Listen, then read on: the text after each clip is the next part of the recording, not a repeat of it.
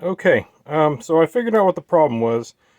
I was using two N3704s, or 3904s, two N3904s instead of the BC574, and those transistors are similar in capability, but you have to rotate them. The pinout is 180 degrees out of sync with each other, so they had to be reversed installed.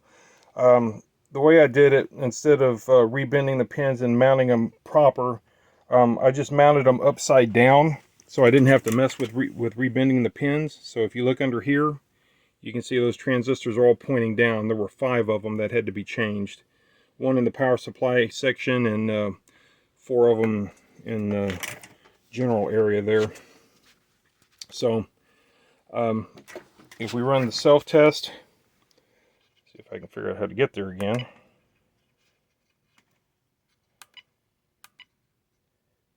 All right, service, self-test. As you can see, it now passes self-test perfectly. So that was the problem. Those transistors had to be rotated or inverted, however you want to look at it. So I've got some chips that I'd like to test now to see how this thing works. First one I have is a 6264, an 8K by 8 RAM. It's a CMOS RAM, static. So let's put that in the machine, and let's see if we can test that thing.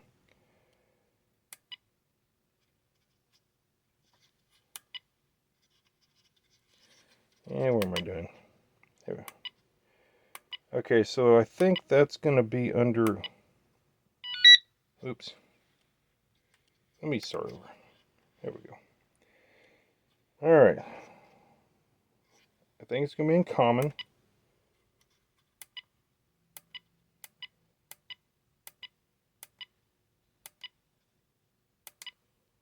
All right, so that's what it is. It's an X664. So let's see if that'll run.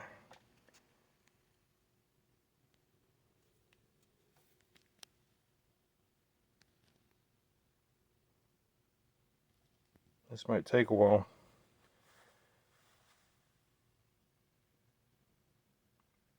So apparently it's working just fine. It's writing all ones now. Now it's counting through, I guess, what's stored is the address, and I don't know what that is. Who knows? But basically, different ones and zeros are getting written into there and read out. And now it looks like random numbers are being written. Okay, so that worked. All right, let's try something different.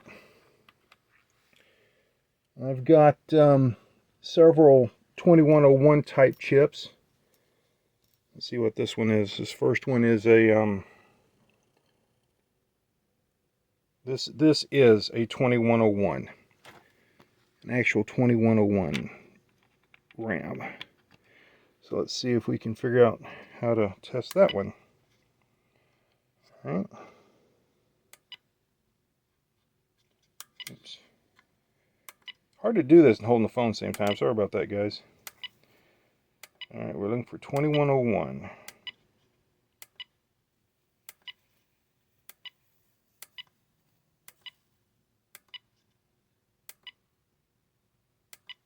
Must not have been in that section. All right.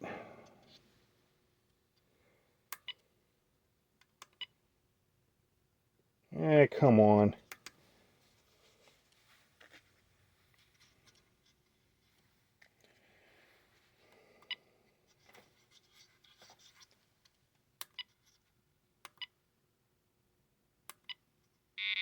Yeah.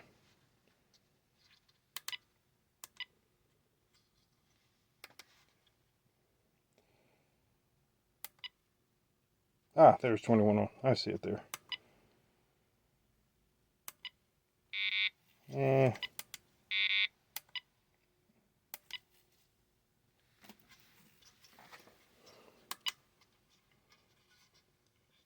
All right. Okay, there we go. 2101, where are you?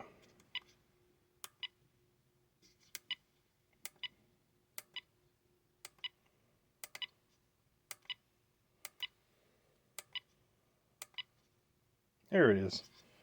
Alright, let's try that one. Yep, so that one worked. 2101. Same pinout, different part number.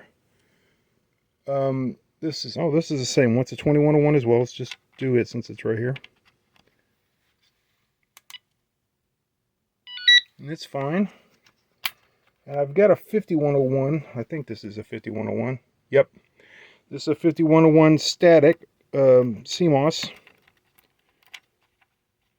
So different technology, but same functionality. Pin out. Yep, works fine. All right, let's try one more. Let's go with, what is this guy?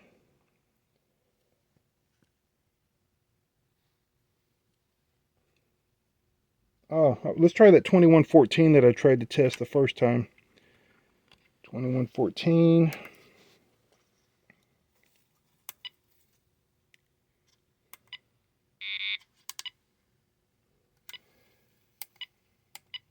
All right, 2114. Let's see if that works. Okay, it could be bad. It was one I took out of a board. I just stuck it in my pile. I need to find a 7406 chip that's in good shape for the board I'm building for the 2107 RAM checker.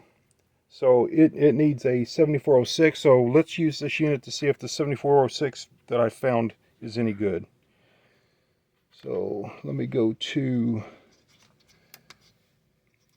we need to test logic.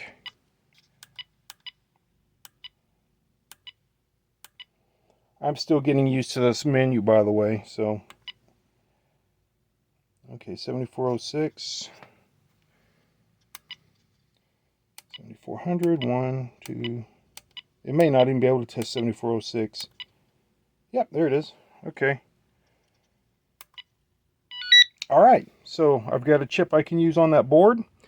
And that was it. I just wanted to show what the problem was in case anyone else encounters this problem. Makes sense. Should have been paying more attention. Thanks for watching, guys.